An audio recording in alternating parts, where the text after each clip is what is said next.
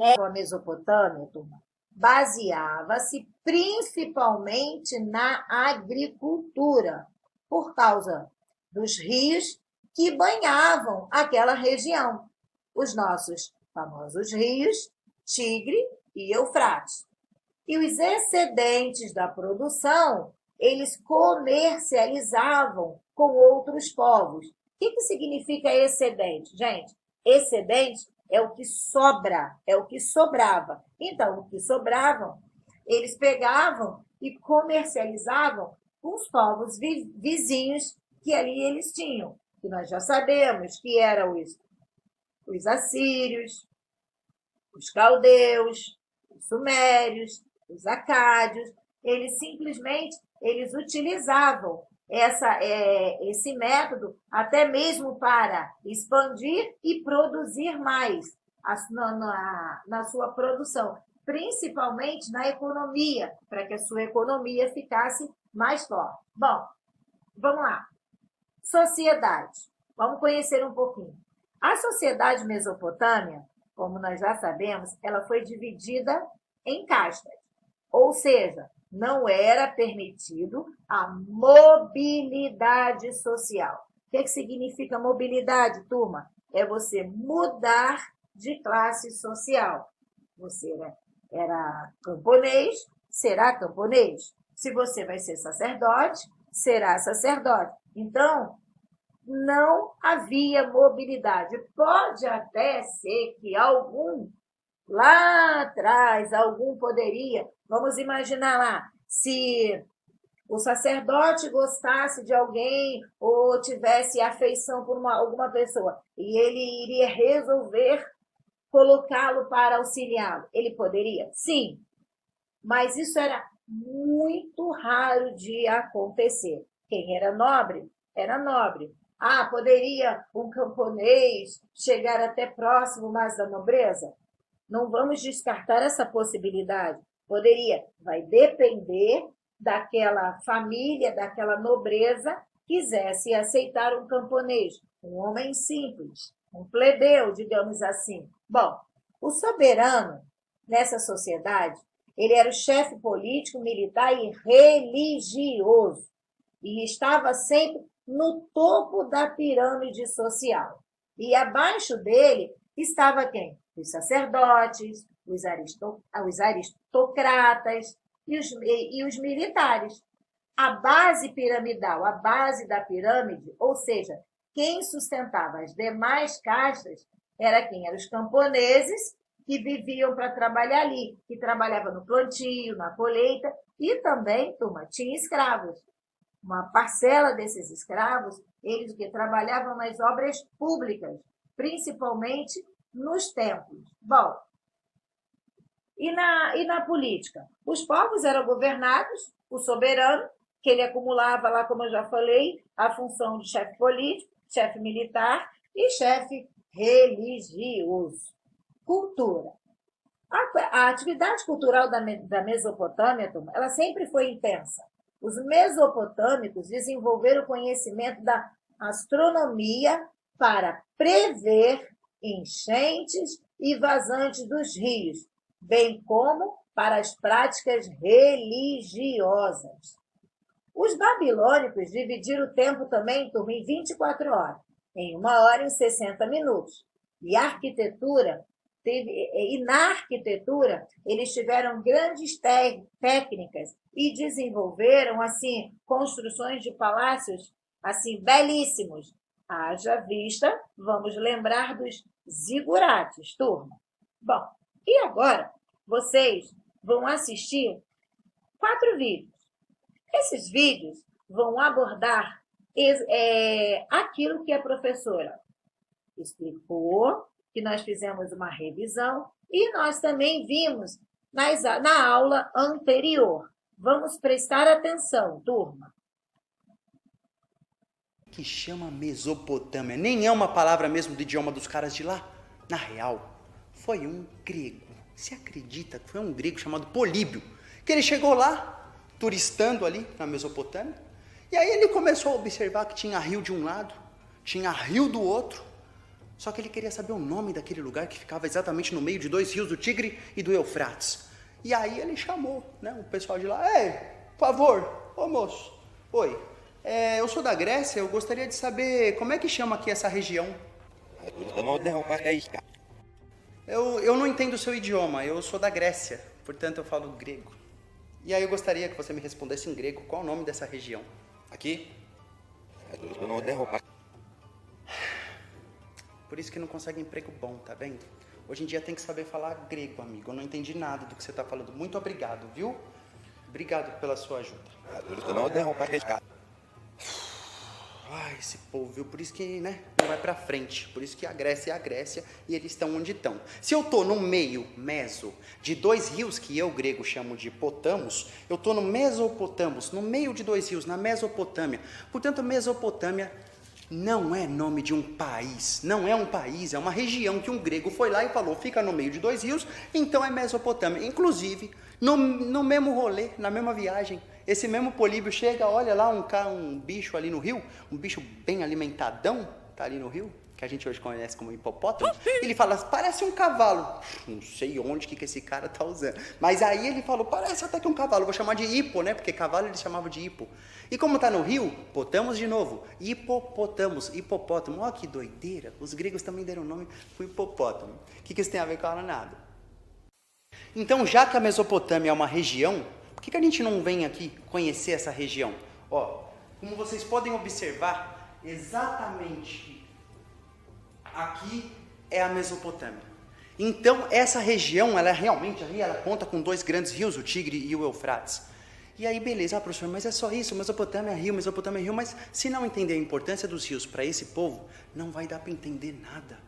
Porque esse povo vivia do rio, não só para beber, não só para dar de beber para os animais também, não. O bagulho é muito maior, cara. A gente tem que entender que os caras, através do rio, eles conseguiam se transportar e transportar coisas, madeira, pedra, outros utensílios. O rio também servia de proteção, só que tem um problema. O rio, que era o amigão deles, também era o maior inimigo deles toda vez que dava lá a primavera deles. Porque lá no norte tinha muita montanha, e essas montanhas no inverno ficavam cheias de gelo. Quando vinha a primavera, começava a esquentar, esse gelo começava a derreter. E a galera começava a ver lá de longe, o enchente vindo, o bicho tá vindo, velho. E aí a enchente vinha e, mano, detonava tudo, a menos que você tivesse calculado isso, planejado isso, se organizado. Porque você não vai conseguir tomar conta do rio sozinho. Você vai precisar de uma galera para te ajudar. E aí você começa a convocar uma galera e falar, galera, daqui a um tempo vai ter um rio muito louco que vai afogar todo mundo. Ih, esses loucos é fogo aí, ó. Tá falando que ó, o mundo vai acabar. Não, o mundo não vai acabar não, mano. É um rio mesmo. O rio vai aumentar e vai arrebentar tua casa, e vai arrebentar a casa de todo mundo. E aí as pessoas tinham que se organizar para construir uma grande obra pública, ou seja, uma ponte, uma barreira para proteger, ou quem sabe até mesmo um dique. Dique é como você assim formar uma vala, uma valetona do rio até um lugar bem longe, porque aí a água ia sendo escoada para longe ali da cidade. Só que não vai ser um, não vai ser dois, não vai ser três carinhas juntos que vão conseguir fazer esse tipo de obra pública. Precisa de muita gente, precisa de muita organização. Daí que a Mesopotâmia é tão estudada, porque é um dos primeiros lugares que a gente vê o ser humano se organizando, montando verdadeiras cidades, montando um estado, um governo, tudo isso para conseguir controlar a natureza e poder ficar cada vez mais tempo no mesmo lugar. Mesopotâmia, então, é uma região, tudo bem, hoje é onde fica o Iraque, e ali eram vários povos reunidos, assírios ao norte, babilônicos no centro e sumérios ao sul. Para nunca mais esquecer, é só lembrar do sistema de freio de carro, que é ABS, os mesopotâmicos que inventaram, mentira, mas foram eles que inventaram a roda, isso é verdade. E aí esses caras, então, os assírios, povo mais guerreiro no norte, babilônicos, povo mais burocrático no centro, e os sumérios, um povo cheio de aventuras e culturas, que a gente já vai falar deles também, ao sul. Esses três povos e muitos outros viviam ali próximo a esses rios. Só que não pode confundir essa região da Mesopotâmia com a região do crescente fértil, que forma um crescente, forma essa lua aí. Aí como forma essa lua, aí os caras falam crescente fértil. Só que essa lua pega lá da Mesopotâmia até o Egito e passa ali no centro pelo Rio Jordão. Então que doido, né? Esse crescente fértil, a região do crescente fértil, não é igual Mesopotâmia. Mesopotâmia, crescente fértil, Mesopotâmia. Chegou a hora de aprender de uma vez por todas o que significa modo de produção asiático. Modo de produção asiático. Será que é só asiático que faz isso? Será que não é? Como é que é isso aí? Os mesopotâmicos viviam nesse modo de produção. Sai daqui! Eu odeio professor de história, professor de humanas, tudo doutrinador. Se tem alguém que tem que doutrinar, sou eu, Assurbanipal, rei da Assíria, com A no começo, viu? É diferente. E deixa eu já botar ordem nessa casa que esse professor tá falando tudo errado, modo de produção asiático.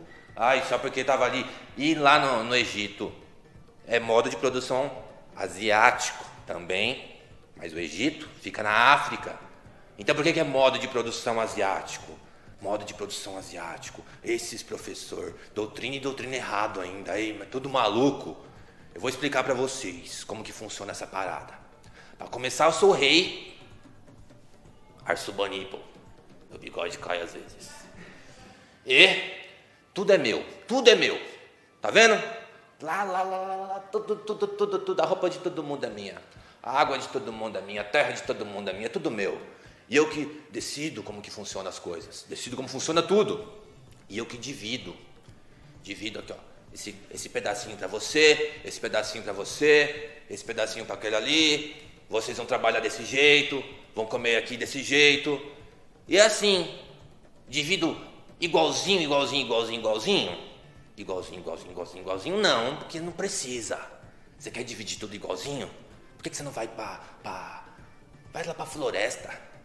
Aqui divide do meu jeito, que eu que sou o rei. Então, o modo de produção asiático é do jeito que o Assurbanipal, o rei da Assíria, quer.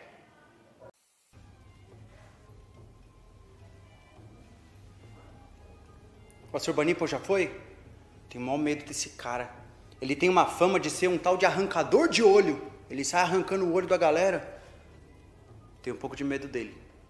Mas pelo menos ele ensina bem mesmo o que é modo de produção asiático, né? Ele tá certo, ele critica, né? Por que chama modo de produção asiático, sendo que outros povos que viviam em outras regiões que não eram a Ásia, por exemplo, os egípcios da África, também eram chamados de pessoas que viviam em modo de produção asiático.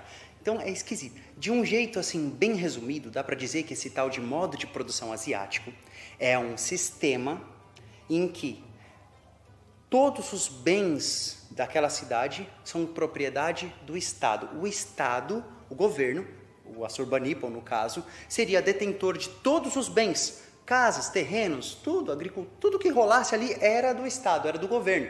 E o próprio governo redistribuía entre as pessoas. O próprio governo também definiu o que cada um ia fazer, o que cada um ia trabalhar. Então, olha como aquele governo tinha muito poder sobre as pessoas. O modo de produção asiático é um modo de produção, é um jeito de se viver em que o governo tem muito poder, mas muito poder. Os assírios, por exemplo, eram os mais guerreiros. Os sumérios, que viviam ao sul da Mesopotâmia, eles eram mais conhecidos assim por questões astronômicas, matemáticas e culturais. Já os babilônios ficaram conhecidos até hoje. Você já deve ter ouvido falar numa regra babilônica, a famosa lei do talião, olho por olho, dente por dente. Não, chega. Desculpa. Não é assim. Pelo amor de Deus, isso? deixa que eu falo isso direito. Ô, professor, não dá dessas. O pessoal tá te vendo. O que está acontecendo é o seguinte. Primeiro que os assírios não eram mais guerreiros que a gente, porque nós dominamos os assírios. Então tudo bem que o assírio era um povo guerreiro, mas que essa história de ficar falando quem era mais que quem? Não gostei. Nós somos da Babilônia, um povo burocrático, prazer, eu sou Hammurabi.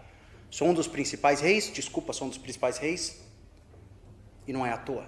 É porque entre as regras que de fato eu criei, inclusive essa aí que ele está falando de lei do talião, olho por olho, dente por dente, lei do talião, porque talião é uma palavra que variou de um termo muito antigo chamado tal qual. Era para chamar lei do tal qual. Lei do que você fizer vai acontecer com você, meu irmão.